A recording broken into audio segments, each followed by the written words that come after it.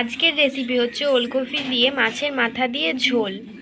Rana homemade কিচেনে আপনাদের স্বাগত জানাই। তাহলে চলুন শুরু করা যাক। প্রথমেই আমরা ওলকপিটাকে ভালো করে কেটে ধুয়ে নুন মাখিয়ে রেখেছি, আর মাছের মাথাটাকে কেটে নুন মাখিয়ে রেখেছি। এবার একটি কড়াই বসিয়ে আমি সরষের তেল গরম করতে দিয়েছি। তেলটা গরম হয়ে গেছে, এবার আমি ওর মধ্যে ওলকপিগুলো দিয়ে দিচ্ছি। ওলকপিগুলো ভাজা হয়ে গেছে, এবার আমি তুলে নেব।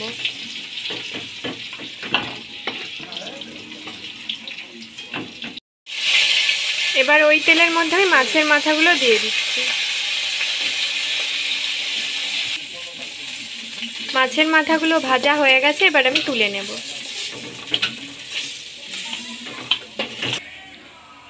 এবার ওই তেলের মধ্যে আমি একটি তেজপাতা, টমেটো কুচি, পেঁয়াজ বাটা,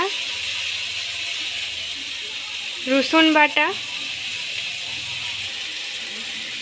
1 চামচ লঙ্কার গুঁড়ো, 1 চামচ হলুদ গুঁড়ো, 1 চামচ জিরে গুঁড়ো, 1 চামচ ধনে গুঁড়ো, অল্প পরিমাণে জল দিয়ে কষিয়ে নেব। আদা বাটা দিয়ে দিলাম, মাছের মাথা,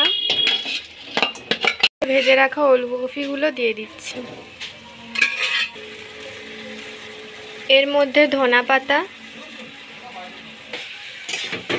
দিয়ে কষিয়ে নিয়ে আমি জল ঢেলে দিচ্ছি।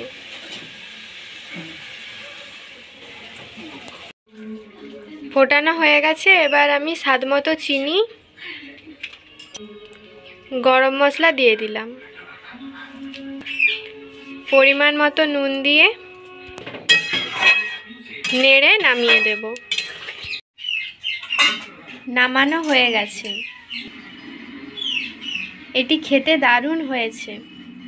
আমার ভিডিও যদি আপনাদের ভালো লেগে থাকে তাহলে সাবস্ক্রাইব করুন আমাদের চ্যানেলটি, যাতে পরের ভিডিওর জন্য নোটিফিকেশান আপনারা পান। তো ভালো থাকবেন, সুস্থ থাকবেন। টাটা।